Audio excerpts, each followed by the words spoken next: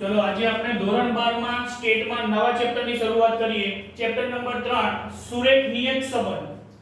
આપણે સહસંબંધ એક ચેપ્ટર ભણી ગયા, એને લાગતું વળગતું જ આ ચેપ્ટર છે, એના જેવા સૂત્રો જ આમાં આવશે। સૂત્રમાં સામાન્ય ફેરફાર થાય, પણ જો એ સૂત્રો આવડતા હોય તો આમાં સૂત્રો આવડશે। પહેલા તો આ ચેપ્ટર શું કહેવા માંગે ને થોડું ઉદાહરણથી સમજીએ। સહસંબંધાંક અને નિયત સંબંધાંક।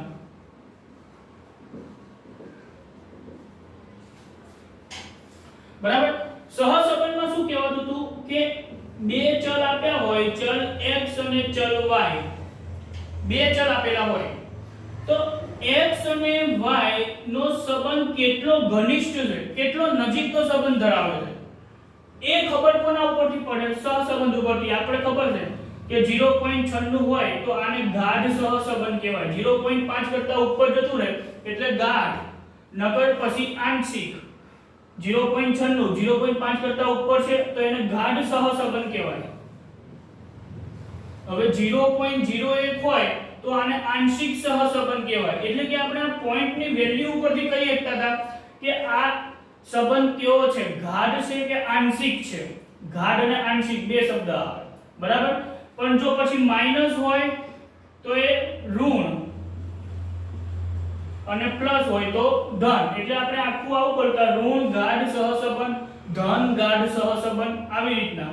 એટલે કે x અને y ચલની વચ્ચેનો સંબંધ દર્શાવે એને સહસંબંધાંક કહેવાય। પણ એ જ વસ્તુ અહીંયા લખું ચલ x અને ચલ y, તો x ના મૂલ્યમાં ફેરફાર થાય એના લીધે y ના મૂલ્યમાં શું ફેરફાર થાય ખબર પડી? સહસંબંધમાં શું હતું? આ બંને કેટલા નજીક આવે છે ને એ ધરાવે। સહસંબંધમાં એવું છે આ બંને કેટલા નજીકનો સંબંધ છે એ દર્શાવે। જ્યારે નિયત સંબંધમાં કેવું છે, x ની કોઈ કિંમતમાં ફેરફાર થાય તો એના લીધે y ની કિંમતમાં કેટલો ફેરફાર થાય તો એના આપણે નિયત સંબંધાંક કહેવાય। ક્લિયર? એને શું કહેવાય? નિયત સંબંધાંક। હવે આ કોના જેવું ખબર? મેરેજ જેવું છે। મેરેજ ની પહેલા સહસંબંધાંક કહેવાય, મેરેજ પછી નિયત સંબંધાંક કહેવાય। મેરેજ પહેલા આપણને એ ખબર પડે આ બંને હજી કેટલા નજીક આવ્યા છે, એટલે મતલબ એકબીજાને ઓળખવાની કોશિશ કરે, બહાર ફરવા જાય, આમ તેમ, બરાબર, તો એ સહસંબંધ ગાઢ બનાવે। પણ પછી સ્વભાવમાં ચેન્જ આવે ને નિયત સંબંધાંક કહેવાય કે વાઇફ ના સ્વભાવમાં જેટલો ચેન્જ આવે એના લીધે હસબન્ડ ના સ્વભાવમાં કેટલો ચેન્જ આવ્યો તો એ નિયત સંબંધ। આ બે ચલ આ રીતે એક્સપ્રેસ થઈ શકે, બરાબર।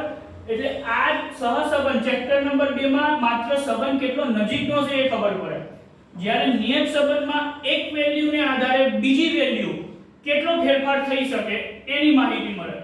તો આ હતું નિયત સંબંધાંકની પ્રાથમિક માહિતી।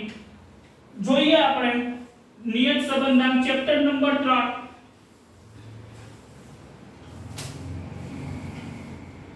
ચેપ્ટર નંબર 3 જે સહસંબંધમાં પૂછાય છે એ જ વિભાગોમાં નિયત સંબંધમાં પૂછાશે a b c d ને f, બરાબર। સહસંબંધ પણ 12 માર્ક્સનું ચેપ્ટર, નિયત સંબંધ પણ 12 માર્ક્સનું ચેપ્ટર। હું તમને એટલું કહું કે જે દાખલા તરીકે 51 નંબરનો દાખલો સહસંબંધનો હશે તો નીચે 52 નંબરનો નિયત સંબંધનો હશે, 31 નંબરનો સહસંબંધ તો 32 નંબર નિયત સંબંધ, બરાબર। એકબીજાની નીચે દાખલા હશે, ધ્યાન આપજો પરીક્ષાની વાત કરું તો, બરાબર।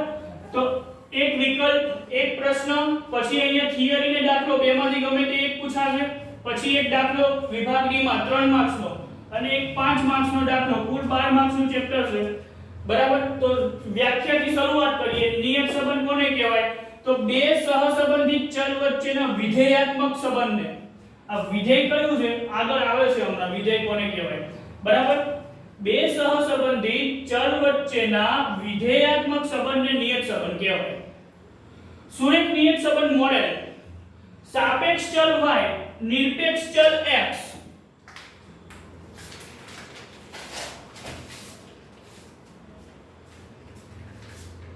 તો અહીંયા સાપેક્ષ ચલ ને નિરપેક્ષ ચલ આપેલું છે।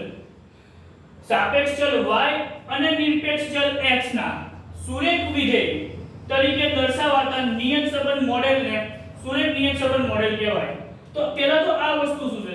સાપેક્ષ ચલ y અને નિરપેક્ષ ચલ x. તો સહસંબંધમાં આપણને ખબર હતું x અને y આ બે વચ્ચે કાર્ય કારણનો સંબંધ હોય. કોનો સંબંધ હોય? કાર્ય કારણનો. જેમ કે અહીંયા લખું વરસાદનું પ્રમાણ વધે તો છત્રીનું વેચાણ વધે. બરાબર? વરસાદનું પ્રમાણ વધે તો છત્રીનું વેચાણ વધે. તો આમાં કાર્ય કયું થયું? છત્રીનું વેચાણ એ કાર્ય થયું. તો y હંમેશા કાર્ય ધરાવે અને x હંમેશા એનું કારણ બને છે. છત્રીનું વેચાણ વધે એ એક કાર્ય થયું. જ્યારે એનું કારણ શું બન્યું? વરસાદમાં વધારો એ એનું કારણ બન્યું. તો હંમેશા ધ્યાન રાખજો કે સાપેક્ષ ચલ y, સાપેક્ષ ચલ એટલે જે કોઈના પર આધારિત નથી તે એને સાપેક્ષ કહેવાય અને જો આધારિત હોય એને નિરપેક્ષ કહેવાય. છત્રીનું વેચાણ ક્યારે વધ્યું? તો વરસાદ વધ્યો તો છત્રીનું વેચાણ વધ્યું. બરાબર? અને અહીંયા હું છત્રીનું વેચાણ y, વરસાદ x. વરસાદ વધ્યો એટલે છત્રીનું વેચાણ વધ્યું. એવું ના કહી શકાય કે વરસાદ છત્રીનું વેચાણ વધે તો વરસાદ વધારો થાય, એવું તો હોય નહીં ને. છત્રીનું વેચાણ ક્યારે વધે? જ્યારે વરસાદમાં વધારો થયો ત્યારે. એટલે કે આ x ઉપર આધાર રાખે છે. y એ x ઉપર આધાર રાખે છે. આ બંને વચ્ચે કાર્ય કારણ સાથેનો સંબંધ છે. પણ આ કાર્ય કારણના સંબંધમાં આપણે એ શોધવાનું કે કેટલો વરસાદ વધે તો એની સામે કેટલું છત્રીનું વેચાણ વધે. એને કહેવાય નિયત સંબંધતા. બરાબર? તો એ મોડેલ અહીંયા છે. ધ્યાન રાખજો બે વસ્તુ આવશે. એક નિયત સંબંધ રેખાનું સમીકરણ આવશે અને નિયત સંબંધનું મોડેલ આવશે. બંને મિક્સ અપ ના થઈ જાય. તો સુરેખ નિયત સંબંધ મોડેલ y કેપિટલ Y છે. ધ્યાન રાખજો બંનેમાં અલગ અલગ છે. કેપિટલ Y છે. કેપિટલ Y બરાબર alpha plus beta x plus u, જેમાં આલ્ફા અને બીટા અચળાંકો છે. બરાબર? અને મોડેલનો વિક્ષેપ u કહેવાય. મોડેલનો વિક્ષેપ કોને કહેવાય? તો મોડેલના વિક્ષેપનો ઉપયોગ ત્યારે થાય જ્યારે બંને x અને y વચ્ચેનો જે સંબંધ હોય એ આંશિક બને. ગાઢ ના હોય ત્યારે u નો ઉપયોગ થાય. અને આપણા ચેપ્ટરમાં દર વખતે સંબંધ ગાઢ બનશે જ. એટલે કે u નો ઉપયોગ ક્યાંય કરવાનો આવશે નહીં. બરાબર? આપણે આ ખાલી એક માર્ક્સ માટે મેં અહીંયા બોક્સ એટલે બનાવ્યું છે. IMP માં બહુ છે. એક વાક્યમાં બહુ જ વખત પૂછાય છે કે સુરેખ નિયત સંબંધ મોડેલ જણાવો. Alpha plus beta x plus u. બરાબર? તમને જ્યારે એક માર્ક્સમાં પૂછવામાં આવે ત્યારે તમારે આટલું લખીને મૂકી નહીં દેવાનું. તમારે લખવું પડે જ્યાં આલ્ફા અને બીટા અચળાંકો છે અને u એ મોડેલનો વિક્ષેપ છે. બરાબર? છેલ્લે અહીંયાથી મારું ચેપ્ટર હવે શરૂ થયું. અહીંયા સુધી આપણે ખાલી થિયરી ભણતા હતા. હવે જે ચાલુ થશે એ આપણા ચેપ્ટરની અંદરનું શરૂ થશે. દાખલાઓ માટે ઉપયોગી નિયત સંબંધાંક કોને કહેવાય? તો નિરપેક્ષ ચલ x ની કિંમતમાં ફેરફાર થવાથી સાપેક્ષ ચલ y ની કિંમતમાં થતો અનુમાનિત ફેરફાર x ને આધારે y ની કિંમતમાં ફેરફાર થાય તેને y નો x પરનો નિયત સંબંધાંક કહેવાય. જેને b અથવા byx વડે દર્શાવાય. તમે બેમાંથી ગમે તે લખો તો ચાલે. બરાબર? b અથવા byx. ક્લિયર? આગળ નિયત સંબંધ રેખાનું અન્વયોજન. બે સહસંબંધિત ચલો વચ્ચેનો શ્રેષ્ઠ અંદાજ. બે સહસંબંધિત ચલો કયા ચલો આવે? x અને y. x અને y વચ્ચેનો શ્રેષ્ઠ અંદાજ આપતી નિયત સંબંધ રેખા મેળવવાની પદ્ધતિને નિયત સંબંધ રેખાનું અન્વયોજન કહેવાય. અન્વયોજન એના ઉપરથી આપણને ખબર પડે કે એક ચલની કિંમતમાં ફેરફાર થયો તેના લીધે બીજા ચલની કિંમતમાં કેટલો ફેરફાર થશે. બરાબર? એ આ સમીકરણ ઉપરથી ખબર પડે. અહીંયાથી આપણને એક ખબર પડે કે એક ચલની કિંમતમાં ફેરફાર થાય એના લીધે બીજા ચલની કિંમતમાં ફેરફાર થાય છે એ ખબર અહીંયાથી પડે. પણ કેટલો ફેરફાર થાય છે એ ખબર y ની x પરની નિયત સંબંધ રેખાનું મોડેલ અને નિયત સંબંધ રેખાનું સમીકરણથી ખબર પડે. જેમાં a બરાબર અંતઃખંડ આ ખાસ ધ્યાન રાખજો, ગુજરાતી આવડવું જોઈએ. એને અંતઃગન કહેવાય ને બીને નિયત સંબંધાંક કહેવાય. ક્યારેક તમને 2 માર્ક્સના દાખલામાં પૂછાશે કે એ શોધો તો બધાને ખબર પડશે, પણ એવું કહેશે અંતઃખંડ શોધો તો કોઈને ખબર નહીં પડે. એટલે આ વસ્તુ ખાસ ધ્યાનમાં રાખવાની, યાદ કરી લેવાની. એને કહેવાય અંતઃખંડ, બીને કહેવાય નિયત સંબંધાંક. તો અહીંયાથી દાખલાની શરૂઆત થાય. દાખલામાં કંઈ ખાસ છે નહીં. જે તમે સહસંબંધમાં કરો છો એ જ તમારે નિયત સંબંધમાં કરવાનું છે. બરાબર, સેમ નિયમ, એ જ નિયમો, એ જ સૂત્ર, ખાલી સામાન્ય ફેરફાર સાથે. જો નિયત સંબંધ રેખાનું અન્વયોજનની રીતો, નંબર 1 વિકર્ણ આકૃતિની રીત, નંબર 2 ન્યૂનતમ વર્ગોની રીત. આમાં પણ વિકર્ણ આકૃતિની રીત પૂછાશે નહીં. બરાબર, આલેખની રીત હતી ને સહસંબંધમાં વિકર્ણ આકૃતિની, એ જ રીત આમાં છે. તો એ આવતી નથી. આપણે એક જ રીત ભરવાની, ન્યૂનતમ વર્ગોની રીત.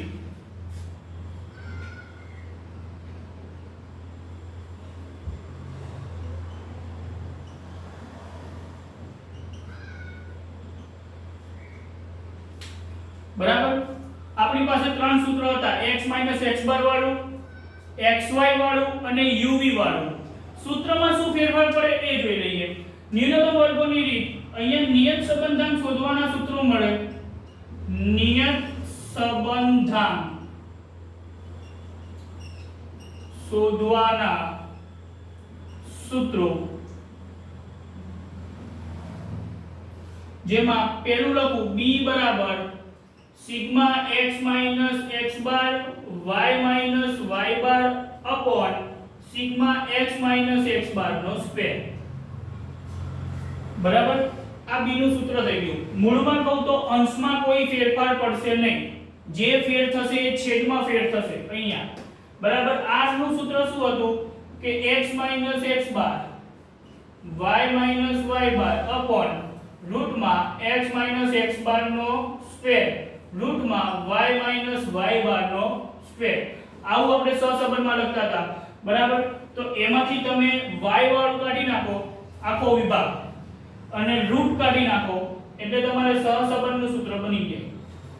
y નો વિભાગ કાઢી નાખો અને રૂટ કાઢી નાખો એટલે તમારે સહસંબંધનું સૂત્ર થઈ જાય. સેમ વસ્તુ n sigma xy minus sigma x sigma y upon રૂટમાં n sigma x square minus sigma x નો whole square n sigma y square minus sigma y નો whole square.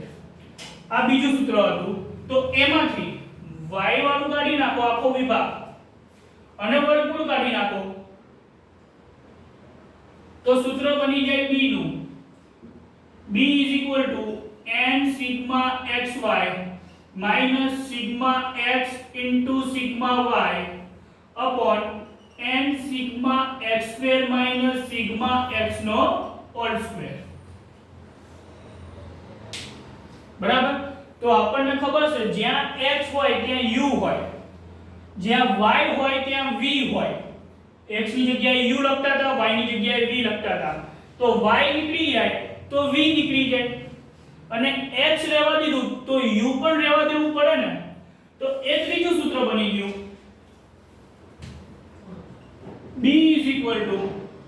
n sigma uv minus sigma u sigma v upon n sigma u square minus sigma u નો whole square.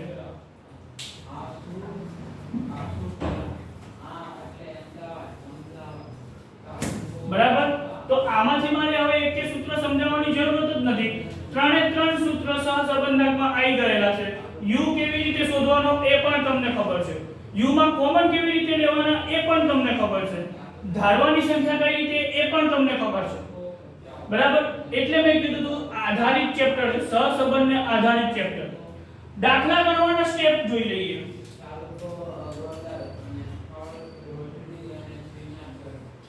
સૌથી પહેલા તો આ સૂત્ર શેના ઉપરથી નક્કી થાય? x બાર અને y બાર ઉપરથી. તો સૌથી પહેલું સ્ટેપ શું આવે? x બાર અને y બાર શોધો.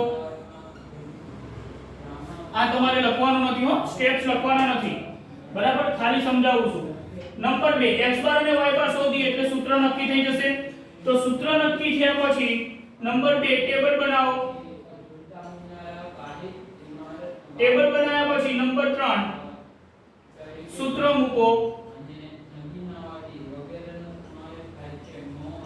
નંબર 4 a શોધો અને નંબર 5 y કેપ શોધો. તો આમાંથી મને 3 સ્ટેપ આવડી ગયા. જો તમને ખબર હોય તો x બાર y બાર શોધતા આવડે, જેમ આપણે સહસંબંધમાં શોધતા હતા એવી રીતે ટેબલ બનાવતા આવડે. આપણને સૂત્ર જોઈને ખબર પડી જાય. હવે y વાળું ટેબલ બનાવવાનું નથી, ખાલી x નો જ ઉપયોગ થાય છે અને u નો ઉપયોગ થાય. y નું ટેબલ બનશે નહીં. બરાબર? તો x બાર અને y બાર શોધો, ટેબલ બનાવો, પછી સૂત્ર મૂકીએ. સૂત્ર મૂક્યા પછીના જે બે સ્ટેપ છે એનું હું તમને સૂત્ર લખાઈ નાખું. a કેવી રીતે શોધવો અને y કેવી રીતના, y કેપ કેવી રીતના શોધાય. y કેપ નું તો અહીંયા આપેલું પણ છે a bx, ખાલી a નું સૂત્ર લખવાનું રહેશે. બરાબર? b નું સૂત્ર તો આ ત્રણમાંથી ગમે તે એક જ હશે અને x નો ઉપયોગ ક્યાં થાય અહીંયા ખબર ના પડે, એ સીધું દાખલામાં જોવાનું. બરાબર? ચલો તો અહીંયા હું લખી આપું તમને a નું સૂત્ર. a એટલે શું થાય? અંતઃખંડ. a y બાર bx બાર. આ a નું સૂત્ર થઈ ગયું, અંતઃખંડ શોધવાનું સૂત્ર y બાર bx બાર. બરાબર? તો x બાર y બાર શોધો, x બાર y બાર શોધ્યા પછી સૂત્ર નક્કી થઈ જાય. સૂત્ર નક્કી થાય તો ટેબલ બની જાય. ટેબલ બનાવ્યા પછી b નિયત સંબંધાંક શોધાઈ જાય. એના પછી a શોધાઈ જાય અને એના પછી y કેપ. બરાબર? આ રીતે દાખલો પૂરો થશે. હવે આગળ જઈએ.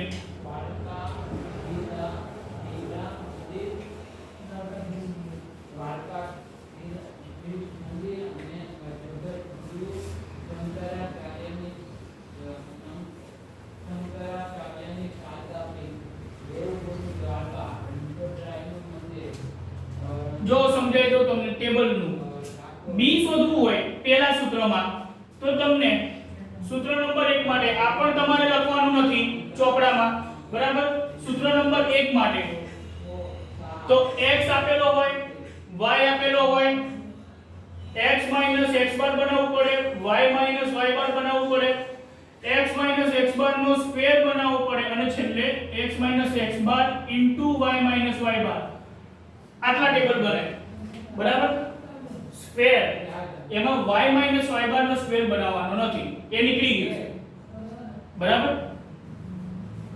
સૂત્ર નંબર 2 xy માટે તો x અને y આપેલા જ હોય.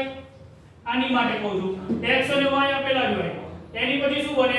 x2 બને અને xy બને. પૂરું થઈ ગયું. સહસંબંધાંકમાં શું બનતું હતું? x2 y2 અને xy. એની જગ્યાએ અહીંયા માત્ર આટલું જ બનાવવાનું, x y x2 અને xy. બરાબર? સૂત્ર નંબર 3 x અને y આપેલા જ હોય. u x a, v y b. પછી ખાલી u2 અને uv. v2 બનાવવાનું નથી, દરેકમાંથી એક એક કોલમ નીકળી ગયું. બરાબર? તો આ હતું નિયત સંબંધાંક શોધવા માટે. એની પછી a શોધવાનો y બાર bx બાર અને એના પછી y કેપ a bx શોધવાનો. ક્લિયર? તો આપણે અહીંયા સુધી આપણે અત્યારે રાખીએ. તમારે થિયરી બુક ચોપડામાં લખી લેવાની. નેક્સ્ટ લેક્ચર થી આપણે આના દાખલા શરૂ કરીશું.